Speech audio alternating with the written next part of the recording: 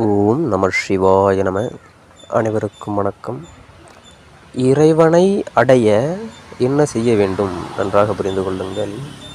இறைவனை முழுவதுமாக அடைய வேண்டுமென்றால் தன்னை அழித்து கொண்டால் மட்டுமே இறைவனை அடைய முடியும். தன்னை என்றால் நான் என்கின்ற அந்த அகங்காரம், என்னது நான் தான் அனைத்தும் செய்கின்றேன் அப்படி என்கின்ற அந்த தான் என்பதை அழித்து கொண்டால் இறை என்பது வெளிப்படும். அனைத்தையும் இழக்க வேண்டும்.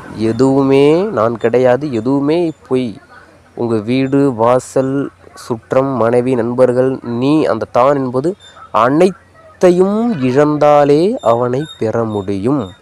நான் செய்கின்றேன், இது என்னது, அது என்னது, இது என்னது, இப்படி என்கின்ற இதுக்குள்ள எந்த அளவுக்கு பற்றி கொண்டு இருக்கின்றார்களோ இறைவன் வரமாட்டார். அனைத்தையும் இழக்க வேண்டும். ஒன்றுமே கிடையாது, இறைவன்தான் மெய், அனைத்தும் அவன்தான், அனைத்தும் செய்வதும் அவன்தான், எனக்கு ஒன்றுமே தெரியாது என்று சரணாகதி நிலைக்கு உண்மையாகவே உள் உணர்வில் உள்ளே ஒருவனுக்கு இந்த தன்மையில் வந்துவிட்டு என்றானால், உள்தன்மையில் அவனுக்கு இப்படியாப்பட்ட உணர்வு என்பது வந்துவிட்டால் அவன் இறைவன் ஆகின்றான். அப்போதுதான் இறைவன் அவனிலிருந்து வெளிப்படுவார்.